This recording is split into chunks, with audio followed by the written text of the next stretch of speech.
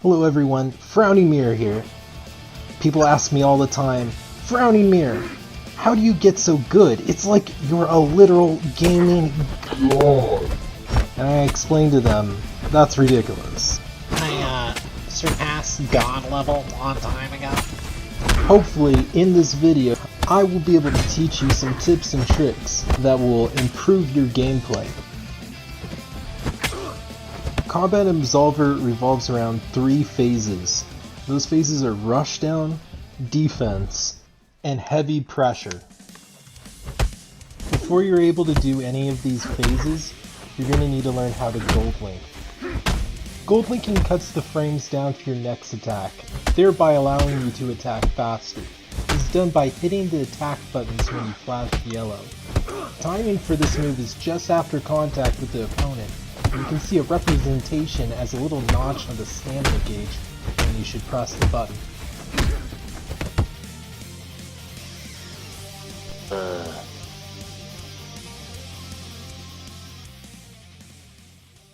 The next thing I'd like you to learn is manually changing stance. You can change stance by holding right trigger on the PS4 and then using the right stick to put yourself in whatever directional stance you wish. You can switch into a stance that gives you a situational advantage, or you can just change stance when your opponent expects something else.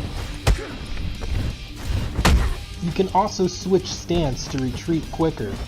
Back left and right stance allow you to move in the direction away from your opponent quickly, and you can also move forward faster in the front stance.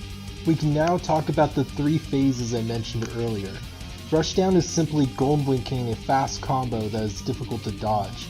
You only need to simply block for your opponent to run out of stamina. If they end their combo in a heavy, you must know how to second chance them. To do this, guard against all their light attacks and put yourself in a stance that will avoid their slowest attack. When the attack comes out, you can counter with this avoid move. If you fail at hitting them, you can always use your right stick ability as a second chance. All of the lava red guard breaks and the white glowing charged attacks can be side avoided. It's for this reason I recommend moves like rollback fist, which have the side avoid. Although hey, there are some really dangerous stamina drain attacks that can be defended by ducking or interrupted with fast moves. The last phase is heavy pressure. If your opponent is defending, you can punish them with slower attacks. The goal of this is to try to get them into a vortex. A situation where you can play off their reaction while still chipping at their stamina. This is where delays and feints come into play. Whatever you do, don't spam feints, and don't delay too long. This game is a game of timing. Feigning too much opens you up to rushdown strategies, while guarding, dodging, or using your right stick too much opens you up to heavy pressure. In this way, it's like rock, paper, scissors, except it's rushdown, defense, and pressure. Alternate your strategy based on what the opponent starts doing. I have 3 tips for building a deck that uses the 3 phases. 1. Make your main combos alternate from left to right and high to low, and vice versa. This helps with rushdown, forcing people to defend. 2.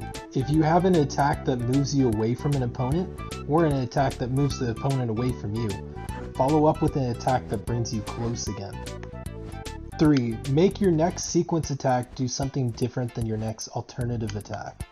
If you highlight a move, the next 2 moves will highlight their mini squares. My Whirlwind Fist right is designed to keep my rushdown going, while my pushback kick left allows me to change into heavy pressure if they start defending. One is a quick horizontal low and the other is a vertical. Thank you for watching. Please join my school. You can search for it on PS4 as number D58.